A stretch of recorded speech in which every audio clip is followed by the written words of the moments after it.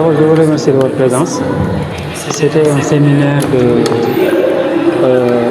qui regroupe l'ensemble des responsables de la coalition répartis dans les 14 régions du Sénégal, et même ceux de la diaspora, je peux dire, parce qu'ils ont suivi par vidéoconférence.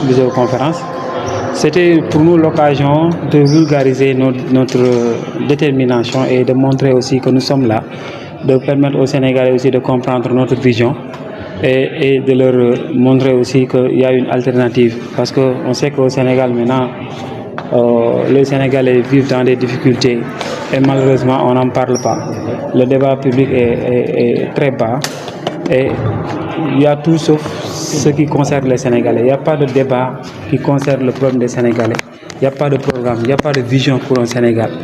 Donc nous sommes des Sénégalais et il nous doit de montrer notre détermination. Et aussi nous avons choisi d'être de ceux qui font l'histoire de ce pays. Donc nous avons choisi de nous rencontrer, de nous réunir pour qu'ensemble nous puissions définir les grandes lignes de notre programme et de nos axes pour la massification de la coalition Khalion, qui est une coalition déterminée à participer à toutes les échéances électorales de ce pays, que ce soit les élections législatives prochaines, locales, et même présidence de la République de 2029. Donc, vous l'avez dit, peut-on avoir une idée de votre vision? De notre vision, nous voyons que d'abord sur l'économie sénégalaise, les Sénégalais sont fatigués, n'arrivent pas à joindre les deux bouts. Le pouvoir d'achat est très faible pour les Sénégalais, ce qui fait que la vie est très chère. Nous sommes de ceux qui pensent qu'il faut travailler sur le pouvoir d'achat des Sénégalais. En quoi faisant? Il y a deux paramètres, deux facteurs.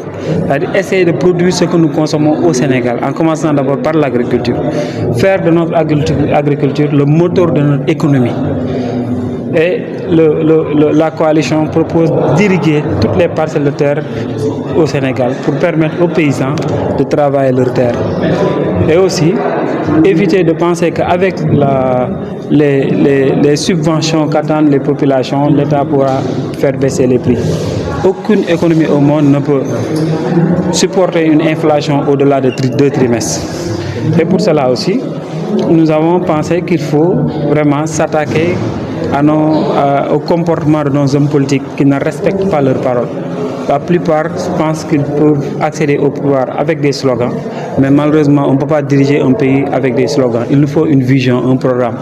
Et malheureusement, c'est ce que nos dirigeants actuels n'ont pas. C'est ce que nous proposons comme alternative, ce que je viens de dire. La monnaie aussi, nous en avons notre point de vue, parce que je n'ai jamais vu un pays émergent avoir une monnaie avec une partie fixe. Surtout qu'à l'heure actuelle, nous avons le pétrole, nous avons le gaz, nous avons d'autres ressources naturelles qu'on peut exporter.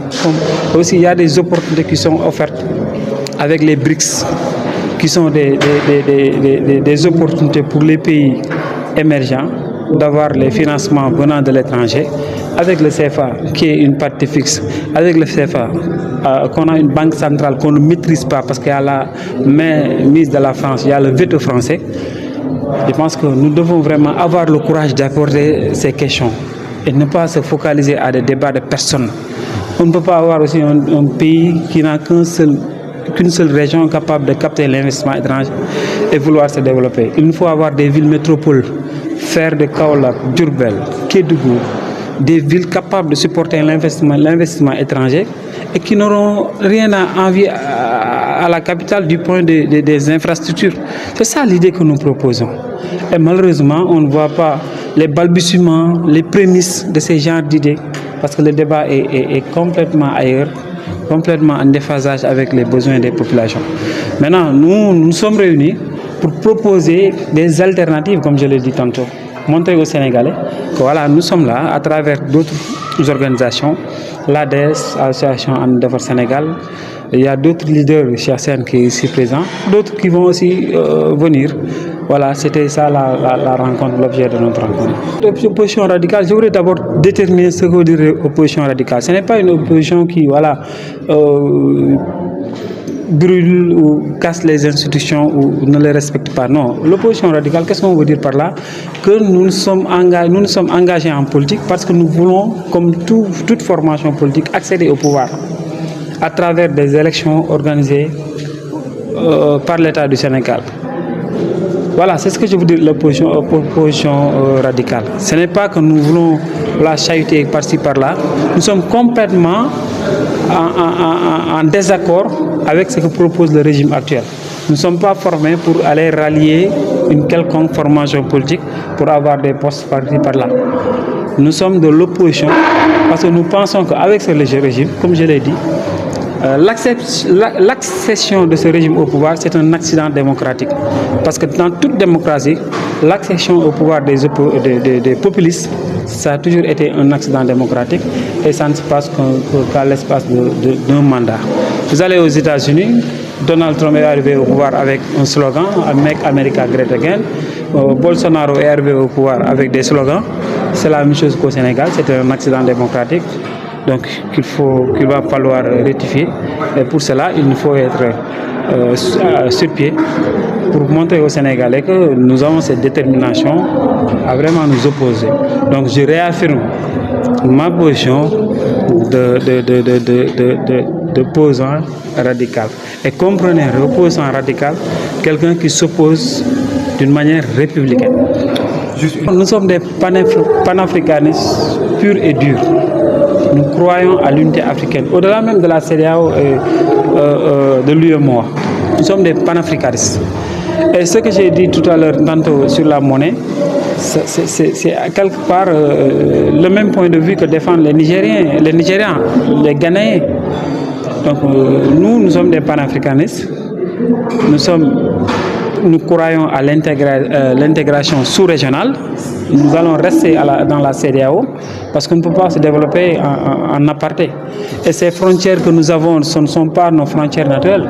Elles nous ont été imposées par la colonisation. Et pourquoi on doit continuer notre destin par ce qui nous a été imposé à tort? Donc nous sommes des panafricanistes. Nous croyons à l'intégrité, à l'intégration panafricaine. Nous croyons aux États-Unis d'Afrique. Et pour cela, il faut y aller par étapes.